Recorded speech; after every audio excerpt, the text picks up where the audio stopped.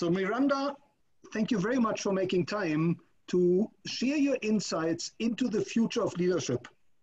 But before we walk into the future, can you tell us a little bit about your own background? Where did you grow up? So I am from a northern suburb of Dar es Salaam in Tanzania.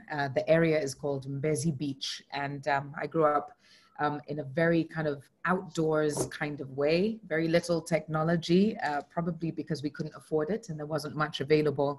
But yes, I grew up outside in an area outside of the main city, which is Dar es Salaam. So there weren't many people living in that area. It was quite rural, although we would drive into the city for us to get to school.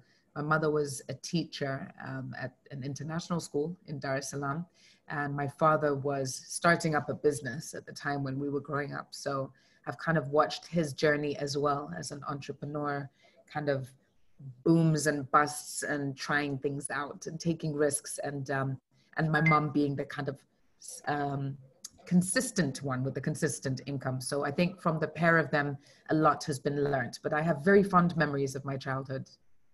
And tell us, Miranda, what was your dream career when you grew up?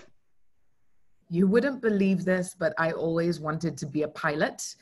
And I actually thought, wrongly so, that I would be Tanzania's first female commercial airliner pilot. Of course, there were one or two back in those days, but that was the dream. Unfortunately, that dream was shattered by a teacher at my high school who said I didn't have good enough grades in physics and mathematics. So it was implanted into my head that that was not going to happen. And unfortunately, when you're a 15-year-old girl, you do absorb that kind of guidance. So it hasn't happened. However, I'm quite happy with where I've ended up nonetheless. And tell us, who inspired you in your early days?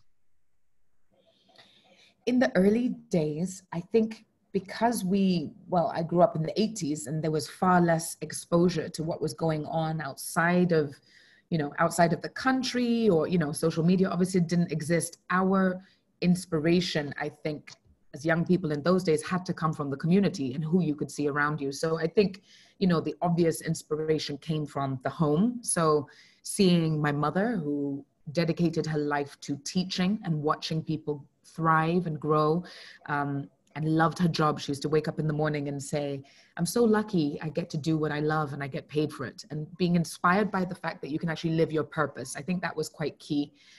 And I think at the same time, the inspiration on my father's side, that you can be committed to trying things out until you make them work. So that entrepreneurial spirit, I think beyond the family, quite an inspirational figure in our country is Dr. Gertrude Mongella, and she was one of the first Tanzanians who was at the Beijing conference that was all about gender equality. And I remember her coming to our high school to give a talk at our graduation, and she certainly inspired me. And can you tell us, you're having an illustrious career. You're the founder of an internationally renowned talent management firm. You built up a global network of women. What was the turning point in your career? I think the turning point, there are two turning points that I would mention. One was going from being a founder who had been running a business for 7 years and scaling into a wider family business. So my siblings are now involved in the business and are shareholders, my brother and my sister. So them both joining the business and adding value and, catalyzing us to scale. So I think professionalizing the business, being able to scale it up was one key turning point. So them joining.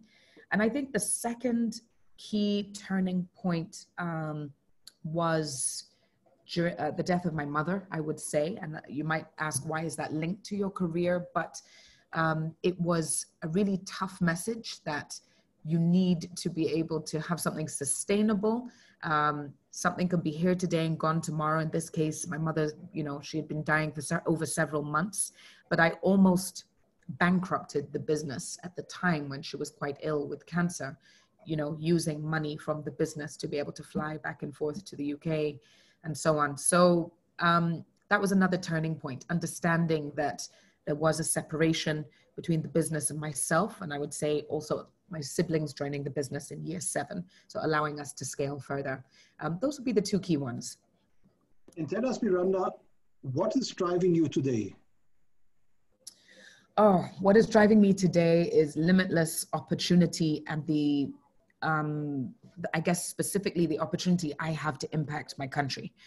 So patriotism in a way is driving me today, that our work that we do is purposeful, is purpose-driven, and that we are impacting young people's lives through the programs we run at universities and schools, and helping people find jobs, helping people build the skills to set up businesses.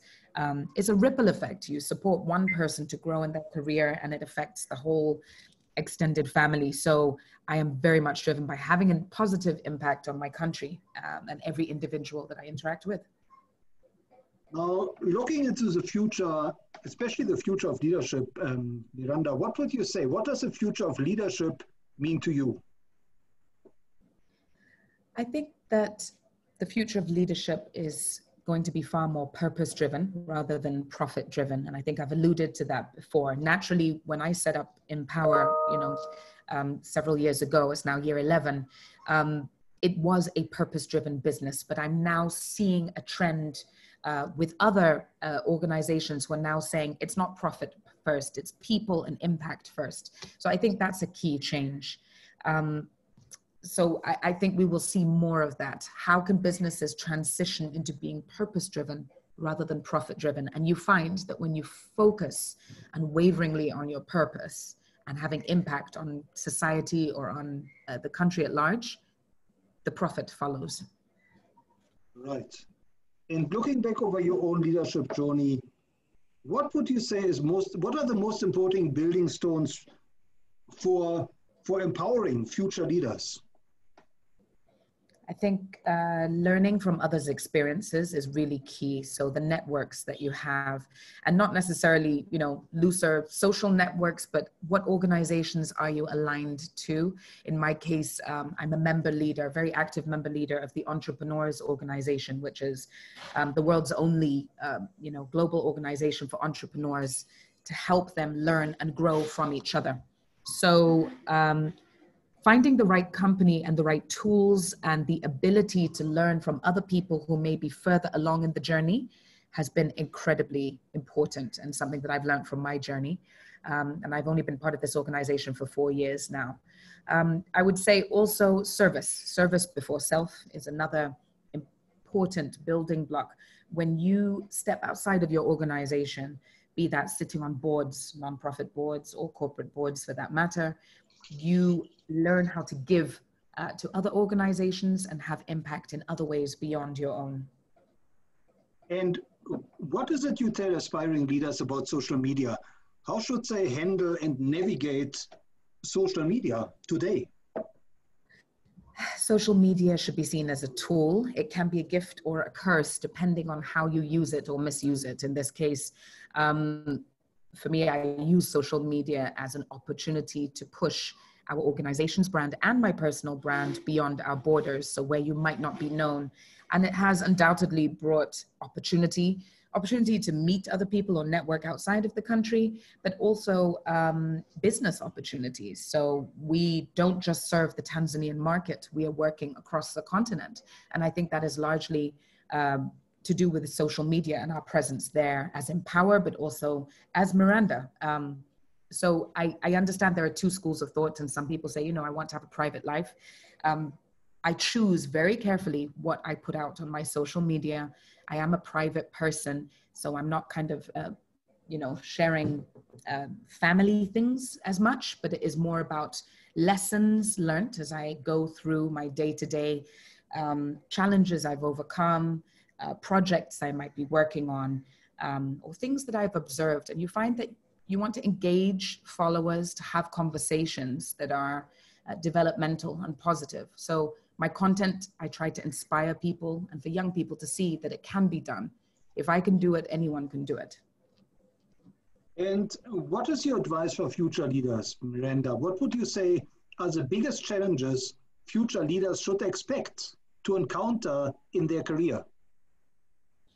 It's lonely at the top. We've heard that before, but as you continue to scale and move on your journey, you will find that you have less people around you. So it's important that you are somebody who is, I would say, self-fulfilled and has a small, trusted circle of people who have your back no matter what. You need to be thick-skinned. You need to be ready not to be liked. You need to be ready to make tough decisions and have difficult conversations. When you're leading, it means you have followers or teams or employees. And so there are difficult decisions there that you need to lead on. Sometimes you need to be decisive. It's not always consultative where you get everyone around you and say, what do you all think? Sometimes you need to be that autocrat and say, this is what's happening. So yeah, in summary, have a thick skin, be aware that it is lonely at the top. With great power comes great responsibility, and there is a lot of reward, but there is also a lot of sacrifice that goes into it. And Miranda, if you were to design a curriculum for future leaders, what are some of the new skills you would want to factor in? I think there are so many of the 21st century skills that are needed, and they apply to leadership as well. But if I had to pick three, I'm thinking EQ, emotional intelligence is really key. You need to be able to read signs, understand social settings and protocol, and read between the lines. So I would say EQ.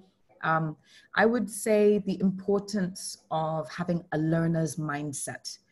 So shoshin, as they call it in Japan, that you should be approaching the world as if you don't have prior knowledge, and that you are constantly there as a sponge to absorb what is around you and learn afresh. So being able to unlearn some of the things that are already ingrained. And finally, I would say, there's so many. I'm trying to pick what would be my top three. So if those are the two, EQ, learner's mindset, and I think decision-making skills. A lot of people struggle with decision-making skills. How do you critically review data or information to be able to guide you in the decisions that you make within your organization? So that critical thinking and decision-making, problem-solving kind of triad there would be my third. Now, as a mentor to future leaders, can you maybe tell us a success story of one of your mentees that took your advice to heart? Okay. I'm trying to pick one. There are a few, over the years, some directly that you've either worked with and others that are external to the organization. Maybe before I share a specific story, what I'm starting to see is more male mentees reaching out. It's almost as if as you start to rise the ranks that, also men want to be mentored by you too. I'll use an example of a lady that I met in one of our youth sessions called Empower Academy. She didn't necessarily want to be employed, but she did have that passion and dream of setting up a cake business. But she didn't have capital. She didn't have someone to invest in her at the time, and she didn't have work experience. So she wanted to kind of go down the entrepreneurial route immediately. We spoke at length about what she was doing, and I kind of guided her and advised her that you need to prove your concept. Do you have something that people love and would want to buy and would pay for? So it was guiding her through that process of setting up, and then also extending that additional arm and saying, you know what, as an organization, we will buy your cake because we send out cakes to candidates on their first day of work. So if you get a job through Empower, you get cupcakes on your first day at work. So yeah, we started using her services. So she became a supplier. She was our first client. I've just been kind of monitoring things and how they're going and advising her on packaging and labeling. And it's just great to see her growing and getting more clients on board. So I would say that's something that I'm proud of. Thank you. And tell us, who are the role models of leadership that you encountered in your career, and what recommend future leaders should learn from? Interesting that I've encountered in my career. That's quite subjective. So I would say the obvious person you should be studying or looking at, and I have not met her, but I feel like I know her, is of course the Prime Minister of New Zealand. I think Jacinda Ardern is somebody that everyone should be looking towards for guidance on what true service leadership is. The ability to be firm and strong in your position, to have clarity of vision, to be able to inspire and be respected, and yet still be empathetic and understanding and inclusive and bring people together. So I would say she would be one person to look at. On the continent, you know, there are lots of, you know, role models of leadership that I could think of. If I'm going outside of politics, I would probably look at entrepreneurs. We recently lost one of our legendary entrepreneurs in Tanzania called Reginald Mengi, who built up a business starting with candles and pens through to being a media mogul. And I think his model of leadership in terms of how he built multiple enterprises and always kept his passion, which was supporting people with disability, at the forefront, is highly inspiring. So it's not forgetting where you came from and making sure that as you push your business or your organization, you are also pushing for social change in your country as well. And then I would also say, if you look at youth, there's a really sparky young lady from Tunisia called Aya Chebi, who's working in youth empowerment. I think she's attached to the African Union now and leading all youth conversations. Definitely one to watch, very active on social media. So yet again, I haven't met her, but I feel like I know her. And there are so many others that might not be famous, but they are really role modeling great leadership. And how can our listeners connect with you, and where should they follow you? I am on LinkedIn, Miranda Naiman, or you can find me on Twitter. That will probably be the easiest, which would be at Miranda Naiman, MIRANDA, NAIMAN. And last but not least, Miranda, is there one thing that you would like to, one piece of advice you would like to convey to future leaders that they should implement in their own leadership? Yes, there is. I would say have unwavering focus on your why you exist, why you do what you do, why you get up each morning to deliver service to, within your organization or to your community. And I would add to that, something that has been overwhelmingly important to me has been to stay in the light, that whatever that light is for you, but not to cross over to sides where your values or your integrity can be compromised. So to make sure that you run your own race, you're moving forward, you're constantly learning and growing, surrounding yourself with good people. And then I think good leadership comes to you and people start to notice and see, and you start to create a bigger impact. Well, thank you so much for sharing your insights and your wisdom into the future of leadership, and reminding us that it is key to stay in your light. Thank you. Thank you very much for having me. It's been a pleasure to share.